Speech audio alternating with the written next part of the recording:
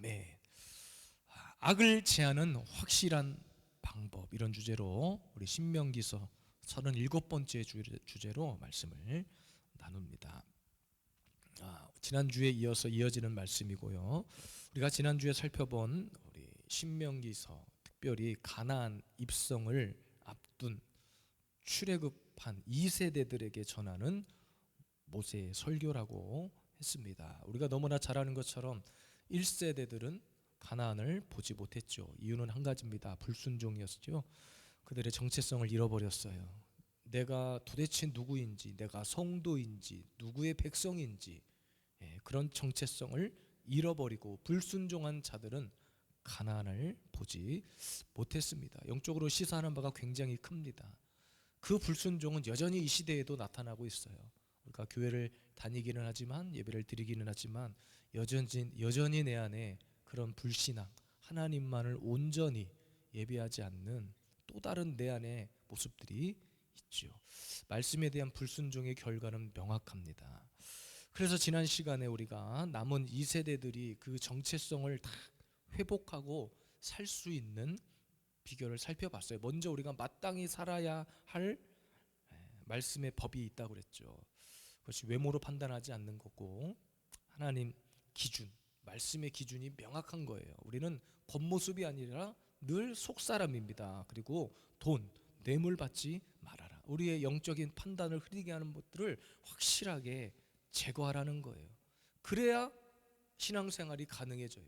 내 영적인 시야를 가리는 것들은 각자에게 다 다르게 나타나겠지만, 오늘 성경에서 분명히 말하는 것은 그 세상을, 그 쾌락을 대표하는 것, 인간 타락에 대표하는 것, 뇌물, 돈. 많은 사람들이 여기서 다 넘어지고 이것 때문에 예배도 드리지 않는 거예요. 그는 뭐 돈이 뭐라고, 돈 때문에 예배도 뒷전이고 신앙생활이 뒷전인 사람들. 그래서 우리가 이 땅을 사는 동안 내 삶 가운데 나타나는 여러 가지 문제들, 아픔들, 일어나는 많은 일들은 우리가 한 가지 기준으로만 바라보면 됩니다. 다 영적인 거예요. 영적이지 않은 것이 없어요. 영적으로만 분별할 수 있으면 지금 내가 방향이 어느 방향으로 치우쳐져 있는지, 내가 지금 올바른 말씀의 방향대로 따라가고 있는지 판단이 된다는 거예요. 깨달아진다는 거예요. 그럼 방향이 깨달아졌으면, 혹 원래 가야 할 길에서 벗어났다면 돌아오면 돼요. 근데 내가 벗어났는지, 틀린 길을 가고 있는지, 맞게 가고 있는지 알 길이 없어요. 나의 눈을 가리우는 그 무엇인가가 있어서 그래요. 오늘도 이 밤에 확실하게 그런 것들을 제거하는 이 밤이 되기를 원합니다. 특별히 오늘 본문에 보니까 여호와의 목전에서 악을 행해버렸다 그랬습니다. 그리고 3절에도 다른 신들을 섬겼다 그랬어요. 우상숭배이긴 한데 여러분, 하나님이 가장 싫어하는 것이 우상숭배다. 신명기서를 공부하다 보면 계속해서 반복적으로 나오는 것이, 가르침이 그거예요. 우상숭배, 다른 신을 섬기지 말라. 모세가 사실 마지막 고별 설교를 하면서도 또 한 번 얘기해요. 야, 가나안에 들어가거든 거기 있었던 온갖 잡신들, 우상들을 다 쓸어버려야 된다. 다 치워야 된다. 이스라엘 백성들이 넘어지게 됐던 또 하나의 이유가 바로 우상숭배예요. 하나님만 섬기고 하나님만 품고 하나님 앞에 모든 것을 쏟아붓고 하나님만 바라보고 가면 되는데, 자꾸 다른 것이 보여. 돈도 보이고 세상도 보이고 그 달콤함도 보이고. 그래서 불순종하게 된 겁니다. 그러니까 이 시대의 가장 큰 죄악 중의 죄악은 우선순위에서 하나님을 밀어내버리는 우리의 잘못된 신앙관입니다. 항상 내 삶의 우선순위가 하나님이어야 돼요. 제가 오늘도 어떤 유튜브 영상을 잠깐 보다가 서울의 강북 쪽에 있는 아주 이름만 대면 다 알만한 유명한 한국교회 아주 큰 획을 그은 교회 목사님의 설교 내용을 제가 잠깐 듣는데, 최근 설교인지 언제인지 제가 정확히 모르겠고 이런 이야기를 해요. 그 교회는 토요 주일 예배가 있어요. 토요 주일 예배 들어보셨습니까? 토요 주일 예배. 그냥 우리 보수 교단의, 합동 교단은 아닌데 보수 교단의 어떤 큰 교회예요. 이름만 대면 알만한 진짜 큰 교회입니다. 근데 그 목사님이 토요 주일 예배를 신설했대요. 그리고 나서 그 토요 예배를 신설한 이유를 설명하는 거예요. 여러 가지 구약의 신학적인 배경, 또 신학자들의 견해들을 막 칼빈 들먹이면서 막 설명을 해줘요. 그래서 우리가 주일 성수를 하는데, 물론 주일이라고 하는 것을 지금 딱 정해놓은 것은, 사람이 정한 것은 맞지만, 저는 주일에게 안식일, 주일에 대한 개념을 다 설명했으니까 더 이상 제가 말씀드리지 않아도 다 아실 겁니다. 물론 사람이 설정해 놓은 거지만 그 날을 우리가 안식일로 지키자라고 하는 이 전 세계 교회가 달력에 빨간 표시를 해놓고 그 날을 지키는 거예요. 그래서 그 날이 아닌 평일날에는 최선을 다해서 맡겨진 일을 감당하고 돈도 열심히 벌고 공부도 열심히 해서 살아가고, 대신에 그날만큼은 우리가 하나님의 거룩한 성일로 지키자. 근데 이 목사님이 이런 논리를 펴셨어요. 왜 토요주일로 예배를 드리냐. 과거에 이런 법들이 제정되기 전에는 토요일날 밤에도 와서 예배 드렸고, 토요일날 밤에 나오지 못한 사람은 주일날 새벽에도 드리고 막 이렇게 했다는 거예요. 그러니까 그 말은 열심히 세상을 향해 살아가다가 주일날 못 나오는 사람들 때문에 토요 주일 예배를 신설했다, 이 말을 하려고 막 이런저런 이야기를 갖다 붙이신 것 같아요. 그래서 제가 참 시도는 좋다, 의도는 좋다 그러면서 사람들의 반응이 어떤가 댓글을 한번 열어봤어요. 그랬더니 참 감사하게도 깨어있는 성도들의 댓글들이 나름 꽤 많더라고요. 점점 사람한테 포커스가 맞춰진다.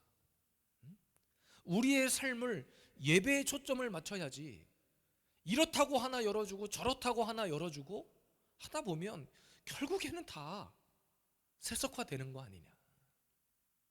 근데 저는 그 댓글을 딱 읽는데 참 그래도 주일 안식일에 대한 개념이 확실한, 주일 성수에 대한 확실한 믿음과 신앙이 있는 분들이, 깨어있는 분들이 참 많다라는 생각을 했어요.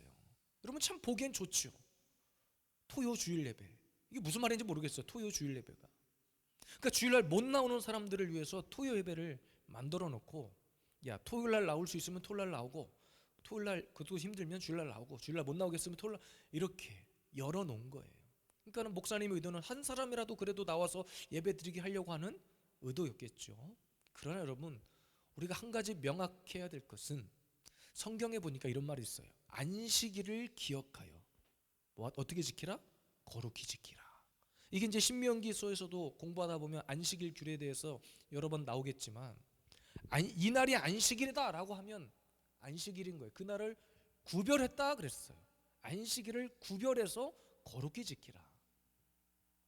전 세계 교회가 달력의 빨간 날이 되면 우리는 세상적인 언어로는 일요일, 우리는 주일 이렇게 표현을 하고, 그 날만큼은 세상의 모든 일들을 멈추고 우리가 하나님 앞에 나아가는 날로 이미 약속이 되어 있어요. 물론 수요 예배도 있고 금요 예배도 있고 새벽 예배도 들을 수 있고.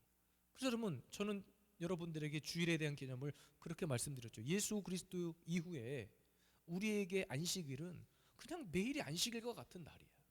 매일이 그냥 예배하는 날이고, 예배하는 시간이고, 주님과 교제하는 날이에요. 매일의 그 시간을 주님 앞에, 24시간 중에 1시간이라도 내가 주님 앞에 구별해서 기도할 수 있고, 말씀 볼 수 있고, 주님 앞에 나아갈 수 있는 그날만큼은 안식일인 거예요. 그 시간만큼은 안식일 것 같은 거예요. 그렇지만 우리 교회 공동체가 이 날을 약속했어. 이 날만큼은, 왜? 여러분 세상이 이렇게 정해놨잖아요. 월요일부터 토요일까지.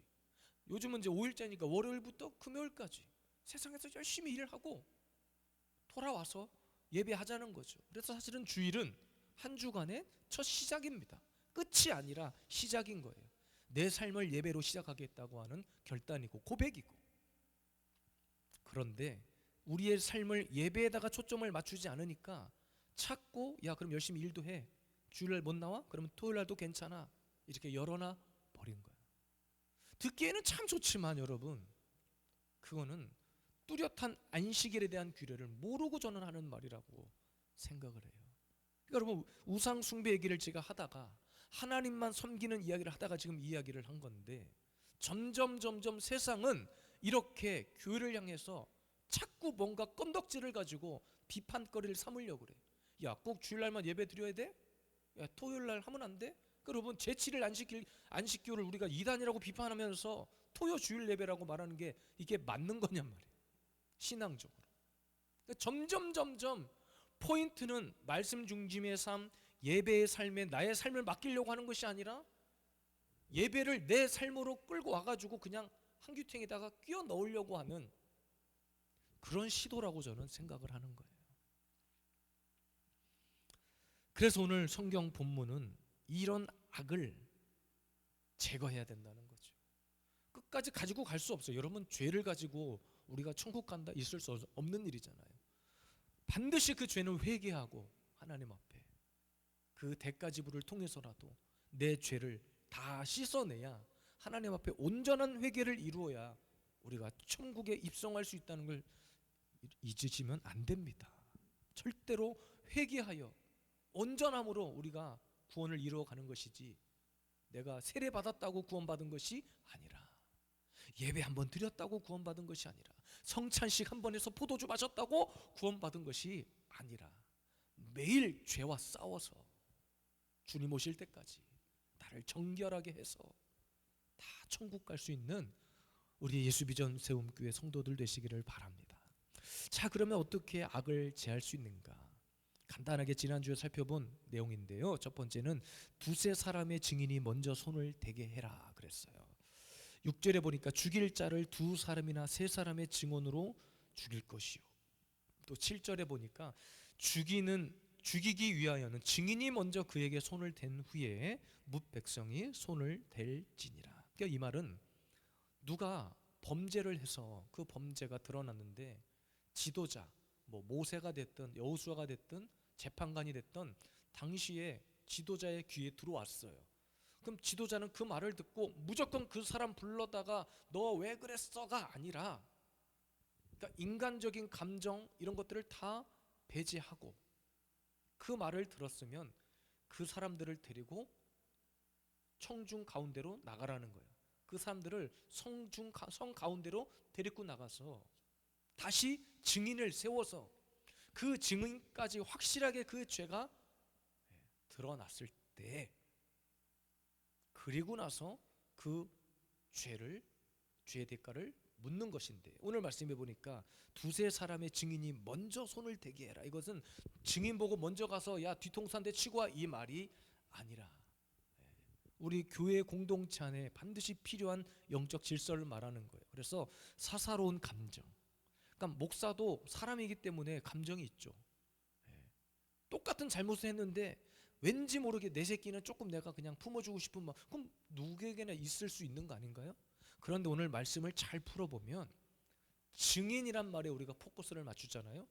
그러면 반드시 여러분, 교회를 통해서 이 공동체 안에 드러난 그런 죄악들, 잘못된 우상 숭배나 하나님이 싫어하는 그런 죄들이 드러났거든, 공동체 모두가 그것이 죄라는 사실을 깨닫게 하라는 거예요. 보여주라는. 그러니까 어떤 한 사람을 가운데다 데리고 와가지고 막 돌을 던지라 이 말이 아니에요. 이것이 왜 죄인지, 이것이 왜 우상 숭배인지, 지금 우리의 신앙생활이 왜 뭐가 잘못됐고 한 것을 깨닫게 하라는 거예요. 알게 하라는 거예요. 많은 사람들의 심리가 그래. 나는 저 잘못을 하지 않았기 때문에 아이고 쟤는 어쩌다 저렇게 했을까. 근데 사실은 여기 예배 드리는 저와 여러분들이 다 똑같은 죄인이잖아요.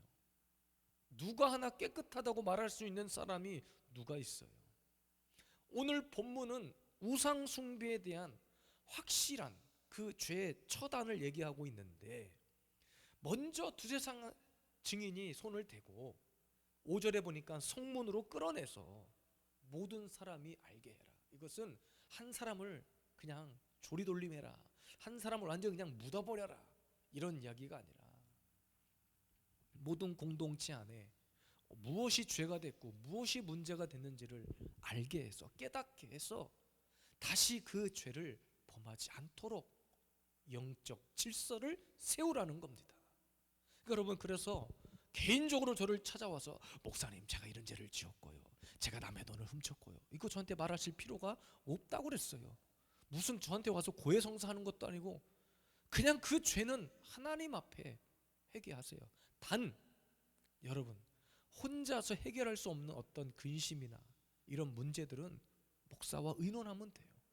의논해서 같이 해결책을 찾고 목사의 기도를 받고 또 하늘의 지혜를 구하고 해서 풀어나갈 수 있는 문제가 있고, 분명하게 드러난 어떤 잘못된 실수나 잘못들은 이 교회 공동체 질서를 위해서 모두가 그것을 죄로 인식하고, 그래야 다른 사람들도 아, 저것이 죄였구나, 아, 이제 나는 조심해야 되겠구나, 근데 함부로 저렇게 행동하면 안 되겠구나, 그것을 알게 하라는 거예요. 가장 중요한 것은 본인이 깨달은 죄는 뭐 하면 돼요? 회개하면 돼요. 누구에게? 목사에게? 하나님 앞에. 하나님 앞에 회개하세요. 저한테 와서 이야기하지 말고 하나님 앞에 회개하고.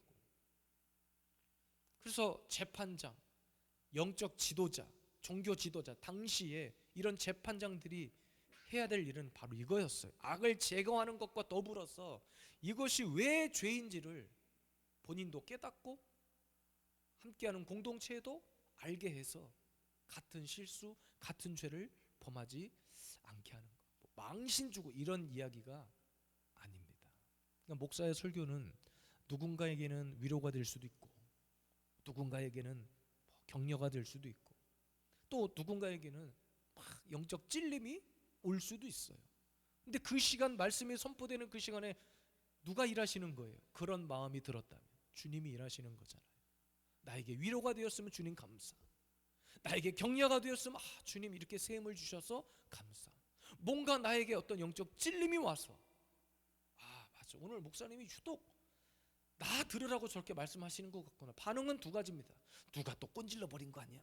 내가 오늘 이랬는데 누가 또 목사님한테 다 일러 갖다 바쳤구만. 그러니까 목사님이 나에게 오늘 나 들으라고 표적 설교하시는구만. 제가 뭘 알아요? 누가 나한테 와서 누가 얘기를 해요? 근데 만약에 그렇게 찔림이 왔으면 그냥 하나님 앞에 아, 하나님 오늘도 이것을 드러나게 하심을 감사, 알게 하심을 감사, 죄의 무서움을 깨닫고 우리는 회개하면 돼요. 하나님 앞에. 우리 그렇게, 우리 교회는 그래서 작지만 뭐 이렇게 많은 성도 아니지만 정말 이런 영적인 질서가 철저히 세워지는 교회가 되기를 원합니다. 두 번째, 오늘 살펴볼 말씀입니다. 어떻게 해야 악을 확실히 제거할 수 있냐면요, 조사 후에 확실하면 이제 처방입니다. 돌로 쳐 죽여라. 본문 4절과 5절입니다. 그것이 내게 알려짐으로 내가 듣거든 자세히 조사해 볼지니 만일 그 일과 말이 확실하여 이스라엘 중에 이런 가증한 일을 행함이 있으면 너는 그 악을 행한 남자나 여자를 내 성문으로 끌어내고 그 남자나 여자를 돌로 쳐 죽이되. 어떤 사람들은 아유, 하나님 너무 잔인해, 어떻게 사람을 돌로 쳐 죽여? 당시에 돌로 사람들을 던지는 행위는 두 가지예요. 그러니까 죄를 지은 사람에게 막 돌을 던지고, 부정하다 생각할 때 돌을 던지고. 요즘 집에서 저희 식구들이 종종 보는 그 어떤 신앙 드라마가 있는데 더 초준이라고, 아마 혹시 보신 분도 계실지 몰라요. 그 예수님 생애에 제자들을 콜링하는, 그리고 예수님의 생애를 같이 이렇게 예수님 그 복음 전하는 전도 사역을 같이 이렇게 여행하는, 전도 여행 중에 일어나는 일들을 기록한 영화예요. 시리즈로 쭉 나와 있는데 거기서도 보니까 예수님께서 이제 막 예루살렘에 들어가셔가지고 막 설교를 하니까 거기서 제사장이라고 하는 사람들, 바리새파라고 하는 사람들이 와가지고 막 돌을 던져, 저런 신성 모독한 사람, 막 제자들이 막 머리에 돌 맞아서 쓰러지고 막 이런 장면들이 나타나요. 그러니까 돌을 던지라는 것은 확실하게 아예 죄를, 드러난 죄 깨달았으면 다시는 그 죄 지으면 안 될 거 아닙니까? 확실하게 악은 그 모양이라도 버리라고 그랬어요. 피 흘리기까지 싸우라고 그랬어요. 돌 맞으면 사람이 죽기까지, 피 흘리기까지 돌을 쳐 맞는 거거든요. 어떤 죄도 다시는 용납하면 안 된다는 거예요. 내 마음에 돌을 집어 던지는 거예요. 다시는 그 죄 앞에서 무너지지 않도록. 물론 앞서서 이 죄를 대하는 사람들의 신중한 태도를 요청합니다. 자세히 조사해보라 그랬어요. 그러니까 소문만 듣고 설레발치지 말고, 소문만 듣고 또 소문을 만들어내지 말고, 확실하게 증인을 세우고 모든 증인 앞에서 그 죄가 확실해졌으면 알게 하고, 알게 한 것으로 끝나면 되겠습니까? 죄의 문제 해결을 해야 될 거 아니에요. 그래서 돌을 그때 집어 던지라, 돌로 쳐 죽여라. 살인죄를 저지르라가 아닙니다. 물론 구약시대는 돌을 집어 던졌지만 여기서 돌로 쳐 죽이라는 것은 다시는 그 죄, 드러난 죄 다시는 용납하지 말아라. 여러분, 교회 내에서도 어떤 사람을 이렇게 처단하라는 말이 아니에요. 그러니까 우리는 항상 우리를 비추어 보는 엑스레이와 같은 하나님의 말씀을 다 듣고 깨닫고, 이것이 공동체이든 내 마음이든 심령이든 죄가 깨달아지거들라. 여러분, 그 죄와 예배 가운데, 말씀 가운데, 기도 가운데 싸우십시오. 싸움을 걸어버리세요. 확실하게. 그리고 선포하십시오. 나 다시는 이 부분에서 무너지지 않으리라. 내가 다시는 흔들리지 않을 거예요. 마음의 돌을 던지세요. 말씀의 돌을 던져버리세요. 여기서 조사했다는 말은요, 영적으로 분석해 보면 말씀과 기도로 확실하게 분별이 되어졌다는 거예요. 깨달아지고 드러났기 때문에 돌로 던지는 것이 뭐 애매한데 무조건 집어 던진다고 되는 것이 아니라 말씀 가운데 확실하게 비추어진 것들. 여러분 보세요. 죄를 제가 질문하면 어떻게 대답하실지 모르겠지만 오늘을 하루를 살면서 죄를 짓고 살았을까요? 안 짓고 살았을까요? 왜 아무런 대답을 안 하시는 거예요? 안 졌으면 안 졌다, 졌으면 졌다. 이렇게 죄를 짓고 살았던 부분이 있다면, 깨달아졌다면 오늘도 나에게 말씀의 돌로 그것을 확실하게, 아파요. 상처를 도려내면 아픈 거예요. 내 아픈 부분을 건들면 정말 이거는 견딜 수 없이 자존심도 상하고 아픈 겁니다. 그런데 그 시간을 지내야, 그 시간을 지나가야 상처가 아물고 새살이 돋는 거예요. 하나님은 무자비하신 분이 아니라는 거예요. 돌로 쳐 죽이라고 그래서 지금 막 교회 안에서 뭔 일이 생기면 갖다 집어 던지고 그렇게 하란 이야기가 아니라, 철저히 저와 여러분들이 해야 될 것은 회개, 그리고 말씀으로 비추어 보고 돌을 집어 들어서 아프지만 집어 던져야 돼. 그리고 피를 흘려야 돼. 나를 죽기까지 죄와 싸워야 돼. 이 시대는 근데 이런 죄에 대한 감각이 없다 보니까 내가 지금 우상 숭배를 하고 있는지 몰라. 내가 지금 죄를 짓고 있는 건지 사람들이 몰라요. 당시에 이스라엘 백성들이 우상 숭배하면 안 된다는 거 알았을까요? 몰랐을까요? 찍어보세요. 알았을까요? 몰랐을까요? 알았어요. 알았는데 무감각해진 거예요. 내가 지금 우상 숭배하고 있는지 모르는지. 하나님은 십계명을 통해서 분명하게 명시하셨어요. 하나님도 아셨어요. 이렇게 하면 언제든지 정체성을 너희들 이거 십계명 안 줬으면 벌써 이스라엘 백성들은 끝났을 거라 하나님도 아셨던 거예요. 왜냐하면 이스라엘 백성들은 틈만 나면 애굽으로 돌아갈 생각밖에 안 했어. 그러니까 우리가 지금 하고 있는 생각이 뭔 줄 알아요? 틈만 있으면 교회를 벗어나고 싶은 거죠. 틈만 있으면 기도 안 하려고 하는 거예요. 틈만 있으면 예배하지 않으려고 하는 거예요. 오늘도 교회 앞에서 이렇게 전도를 잠깐 하는데 사람들이 전도지를 이렇게 받으세요. 물론 아주 냉정하게 쌩 하고 가시는 분도 있어요. 여기 학교에 고등학생들이 학교 끝나고 이게 몇 명이 내려와서 주면 참 아이들이 얼마나 예쁜지 몰라. 배꼽 인사까지 하면서 받아. 감사합니다 하고 받아요. 또 어떤 어른들은 그냥 안 받으면 안 받는, 그냥 괜찮습니다 하고 가면 되는데 딱 이러고 가세요. 또 어떤 분은 주시면 이건 뭐예요? 물티슈입니다. 왜 주는 거예요? 저기 길 건너편 2층에 예수비전 세움교회에서 이렇게 전하고 있습니다. 교회 한번 꼭 나와보세요. 예수 믿고 천국 가세요?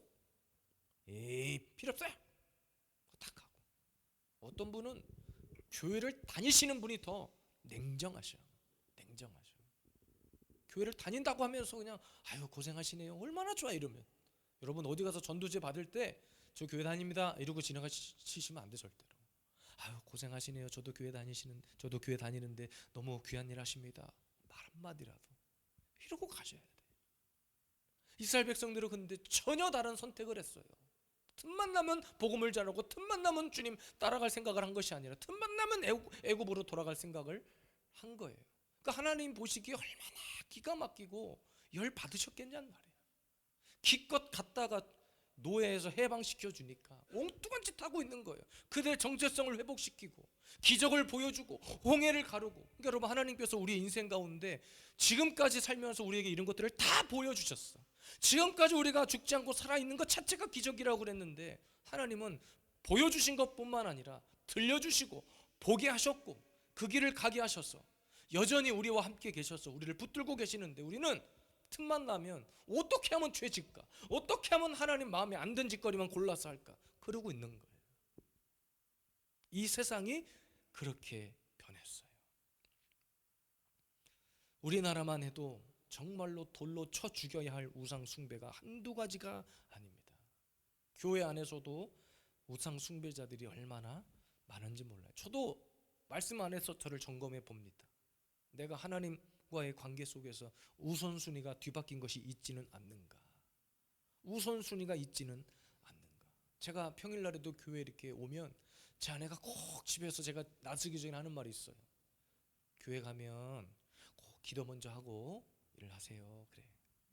그러니까 제가 교회를 오면 교회 도착해서 잠깐 기도를 하고 어떤 이제 일들을 하죠. 오늘도 막 뭐 현수막도 만들고 뭐 준비도 하고, 이제 쪽 있으면 고난 주간도 다가오고 막 이런 거 막 계획하고, 다음 주 수요일 금요일 말씀도 미리 다 점검해 놓고 막 하는데, 하다 보면 시간이 금방 가버리니까 기도 시간이 줄어들 때가 있어요. 제 아내가 그걸 알아. 그러니까 저한테 맨날 여보, 교회 가면 기도 먼저 하고 하세요. 제가 기도 안 하고 올까 봐. 물론 기도를 한다고 하지만 우선순위를 거기다 두면 그 일 오늘 다 못해도, 말씀 준비가 조금 안 돼서 뭐 다음 날로 넘겨놔도, 그래도 먼저 내가 해야 될 것을 먼저 딱 하나님과의 관계 속에서 해놓으면 염려가 안 돼. 근데 일을 하다가 시간이 자꾸 6시, 7시 해가 떨어지고 그러면 아휴, 그냥 기도 진작 했었으면 기도 1시간, 2시간 할 거를 아휴, 그냥 기도 한 30분 잠깐 하고 가지 뭐, 이렇게 되는 거예요. 그러니까 여러분, 우리 삶에 분명한 우선순위의 기준이 있어야 돼.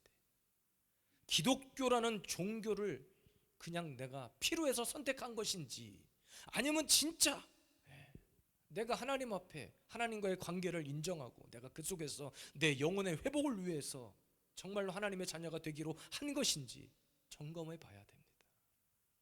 하나님 외에 나를 구원할 자가 없다는 확실한 신앙 고백이 있어야 깨달아진 내 죄를 향해서 돌을 던질 수 있는 거예요.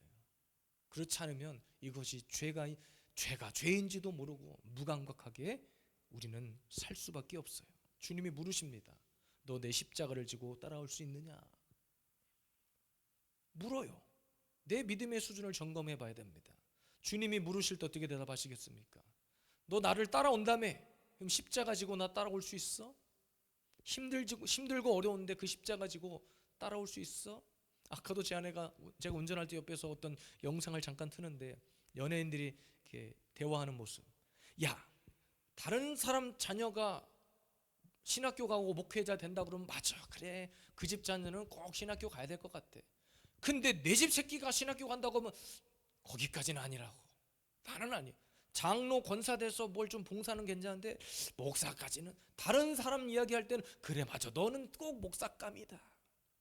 요즘 우리 찬이에게 제가 이렇게 어떤 진로를 얘기할 때 막 이렇게 이제 농담 반 진담 반 이렇게 얘기하는데, 한 번씩 떠봐요. 너 신학교 갈래? 너 신학교 갈래? 아버지 왜 그러세요 나한테 진짜 막 이러면서도 모르겠어 속으로 뭔 생각을 하고 있는지. 근데 집에서 가끔가다 뭘 하나 신앙적인 영적인 얘기를 한 번씩 할 때마다 저랑 제 아내가 맞아, 찬이는 꼭 목사님 같이 말을 해, 뭐 이렇게 해서 막 분위기를 띄울 때도 있어. 한 번씩 떠보고 있는데 지금 아마 마음이 막 요동치고 있는지도 몰라요. 남의 자식 일이라고 여러분들이 막 즐거워하실지 모르겠는데 어느 날 갑자기 하나님께서 창수를 부르실지 몰라요. 그러면 할렐루야 아멘 해야 되는데 지금은 그게 가능할 것 같은데, 우리 권사님은 아멘 하시지. 아멘 권사님. 지금 또 그랬다는 게 아니라 그런 거예요. 그러니까 여러분, 항상 우리는 내가 십자가를 진짜 질 수 있는 상태에 와 있는지, 내가 죄 깨달아진 죄를 향해서 집어 던질 수 있는 돌, 그런 믿음과 신앙이 있는지. 많은 사람들이 아유 십자가는 주님이 조금 져주시고 저는 그냥 따라는 가겠습니다. 다 이런 식이에요. 참 웃지 못할 이야기입니다. 십자가는 주님이 지시고 저는 그냥 가신 길 조금씩 이렇게 따라는 갈게요. 성경은 분명히 말하죠. 나를 따르려거든 나를 자신을 부인하고 너의 십자가를 지고 따라라. 그래야 여러분 돌 던질 수 있는 거예요. 내 심령에 돌을 던질 수 있는 거예요. 여전히 내 안에서 꿈틀거리고 있는 죄악들이 있지 않습니까? 하나님보다 우선시 되어져 있는 아직도 꿈틀거려서 죽지 않은 죄들이 있지 않냐고요. 여전히 돌 던지지 못하고 있는 그 사이에서 갈등하고 있는 죄악들이 있지 않냐는 거죠.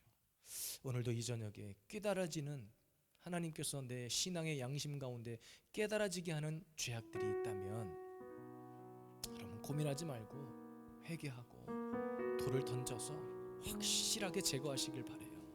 제거해야 피 좀 나고 딱쟁이 좀 앉겠지만 그래야 새 살이 돋고 고쳐집니다. 새 생명이 이식됩니다.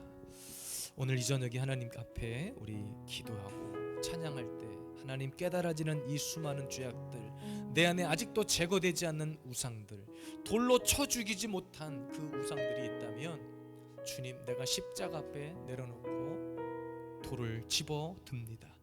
믿음으로 던지겠으니 아프지만 오늘도 십자가 앞에 나를 다시 세우는 심정으로, 고통이 아니라 나를 새롭게 하시는 그 하나님을 오늘도 바라보는 이 저녁에도 이기를 주님의 이름으로 축복합니다.